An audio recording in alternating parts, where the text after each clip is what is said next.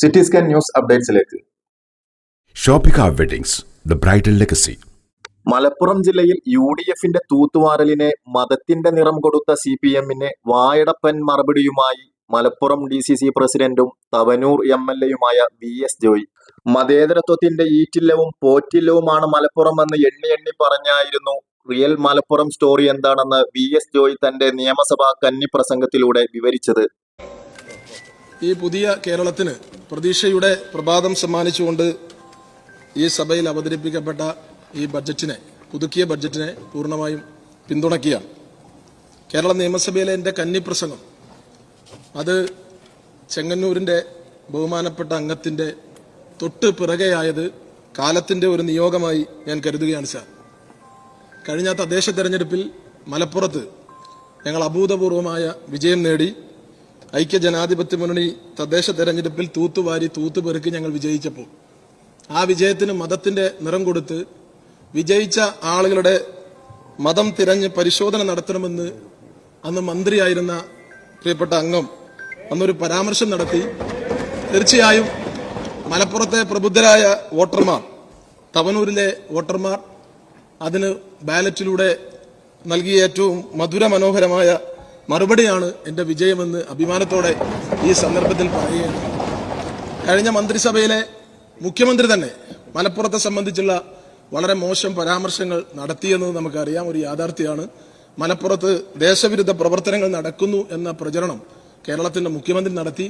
നമുക്കറിയാം, മലപ്പുറം എന്ന് പറയുന്ന മതേതരത്വത്തിന്റെ ഈറ്റില്ലവും പോറ്റില്ലവുമായ പ്രദേശത്തെ അപമാനിക്കാനും അവഹേളിക്കാനും ഈ രാജ്യത്തെ സംഘപരിവാർ ശക്തികൾ വലിയ പരിശ്രമം കഴിഞ്ഞ കാലങ്ങളിൽ നടത്തുമ്പോൾ അവരുടെ പ്രചരണങ്ങൾക്ക് ആക്കം കൂട്ടുന്ന, വീര്യം കൂട്ടുന്ന രീതിയിൽ കേരളത്തിന്റെ അന്നത്തെ മുഖ്യമന്ത്രിയും അന്നത്തെ മന്ത്രിയും ഒക്കെ വലിയ പരാമർശങ്ങളും പ്രതികരണങ്ങളും ഒക്കെ നടത്തിയിട്ടുണ്ട്.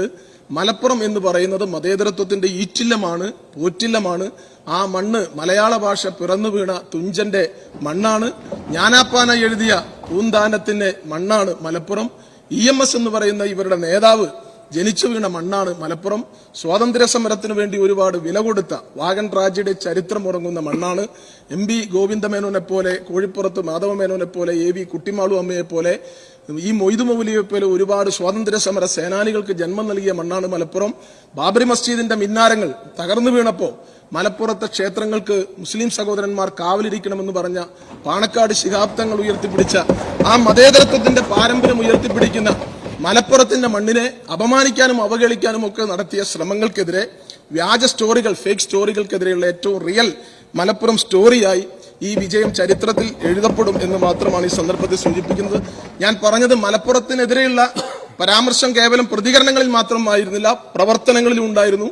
കഴിഞ്ഞ 10 വർഷം ഇവിടെ അവതരിപ്പിക്കപ്പെട്ട എല്ലാ ബഡ്ജറ്റിലും മലപ്പുറം അവഗണിക്കപ്പെട്ടു. മലപ്പുറത്തെ സംബന്ധിച്ചുള്ള ബഡ്ജറ്റ് വരുമ്പോൾ ഞങ്ങൾ ആ ബഡ്ജറ്റിനെ പൊതു ബഡ്ജറ്റ് എന്നല്ല വിളിച്ചുകൊണ്ടിരുന്നത്, പക ബഡ്ജറ്റ് എന്നായിരുന്നു വിളിച്ചുകൊണ്ടിരുന്നത്. മലപ്പുറത്തെ ഒരു പകയോടുകൂടി സമീപിച്ച ബഡ്ജറ്റുകളാണ്, അവഗണിക്കപ്പെട്ട ബഡ്ജറ്റാണ് കഴിഞ്ഞ കാലങ്ങളിൽ ഉണ്ടായതെങ്കിൽ ഈ ബഡ്ജറ്റിൽ മലപ്പുറം വലിയ പ്രതീക്ഷയാണ്, മലബാർ വലിയ പ്രതീക്ഷയാണ്.